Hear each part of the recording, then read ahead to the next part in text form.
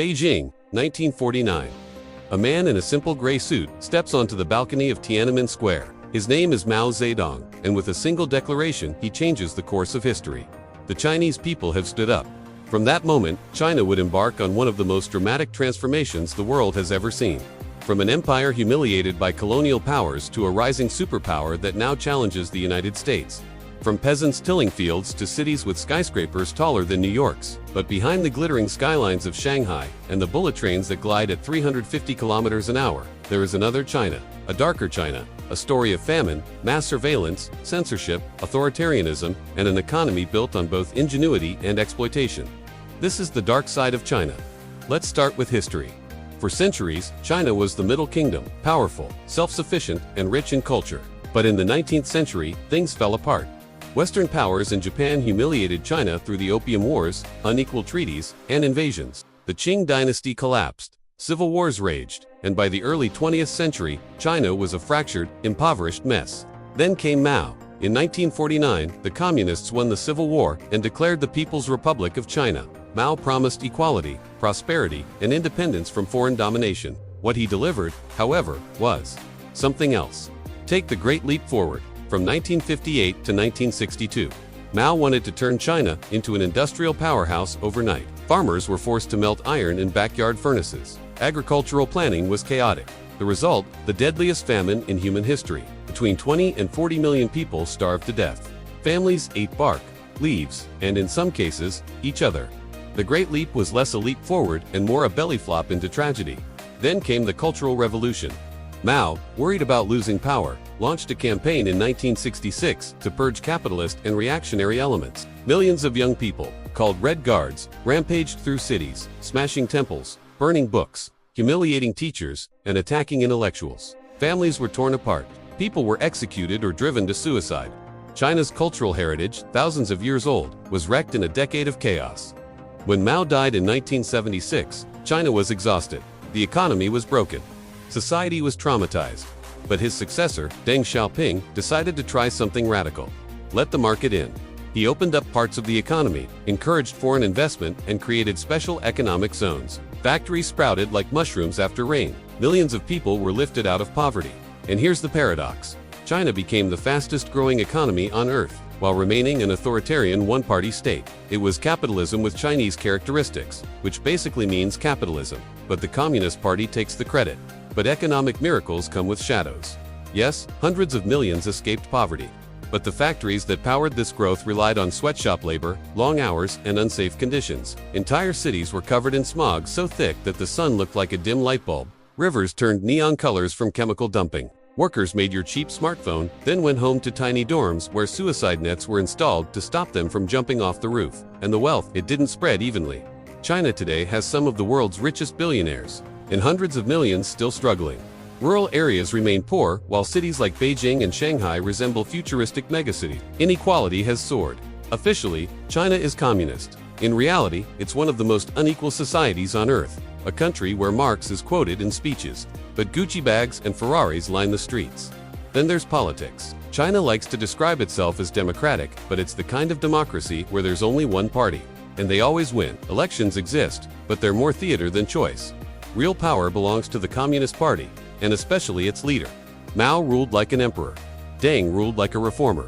Today, Xi Jinping rules like a man who plans never to leave. Term limits, abolished. Dissent, silenced. Critics, vanished. China is a surveillance state on steroids. Cameras are everywhere. Facial recognition software tracks people in real time. Social media is monitored.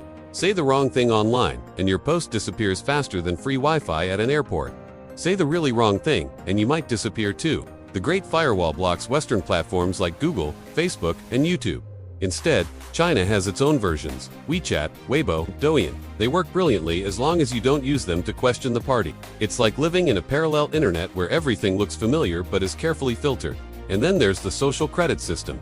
Imagine your life reduced to a score based on your behavior. Pay your bills late, lose points. Say something critical about the government, lose more points. With a low score, you could be banned from buying plane tickets, getting loans, or even using dating apps. It's like Black Mirror, but with dumplings.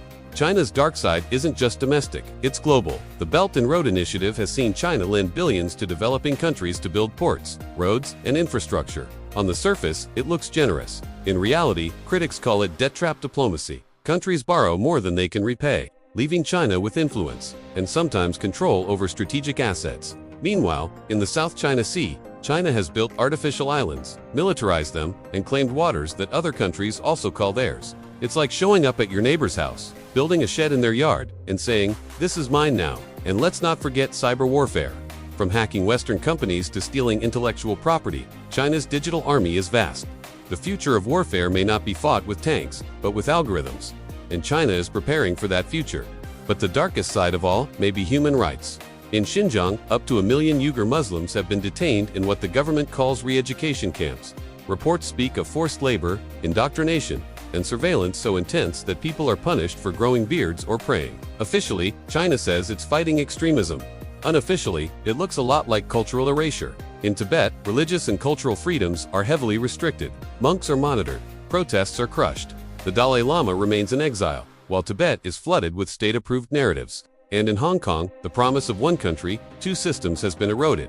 Pro-democracy protests were met with tear gas, arrests, and a sweeping national security law that effectively ended Hong Kong's autonomy. The city that once prided itself on openness now feels more like any other Chinese city, except with better dim sum. Even disasters are politicized. Remember COVID-19? The outbreak began in Wuhan in late 2019. Whistleblower doctors who tried to raise the alarm were silenced. By the time the world realized what was happening, it was too late. Millions would die globally. And yet, China has worked hard to rewrite the narrative, painting itself as the hero that contained the virus, rather than the system that hid it at first. And while the party demands loyalty at home, it also demands respect abroad. Companies that want access to China's massive market often censor themselves. Hollywood cuts scenes to appease Chinese censors. Foreign athletes who say something about Taiwan or Tibet suddenly find their careers in jeopardy. The influence of China doesn't stop at its borders. Yet, for all this darkness, China is also remarkable. It built more high-speed rail in a decade than the rest of the world combined. It lifted hundreds of millions out of poverty. It produces world-class tech companies, world-class students, and yes, world-class food. China is not a caricature. It's a complex, contradictory giant. But that's what makes its dark side so important to understand. Because when a nation this powerful has shadows, those shadows don't stay local. They touch the whole world. China calls itself the Middle Kingdom. But the truth is, it sits between contradictions. Rich and poor, open and closed, proud and paranoid, modern and authoritarian. The skyscrapers may gleam, the economy may roar, but the darkness is never far away. And if the last century was America's, the next one may belong to China. The question is, what kind of world will that mean? But hey, at least the dumplings are still fantastic. Priorities. Thanks for watching. Subscribe if you want more stories of nations whose glossy exteriors hide much darker truths.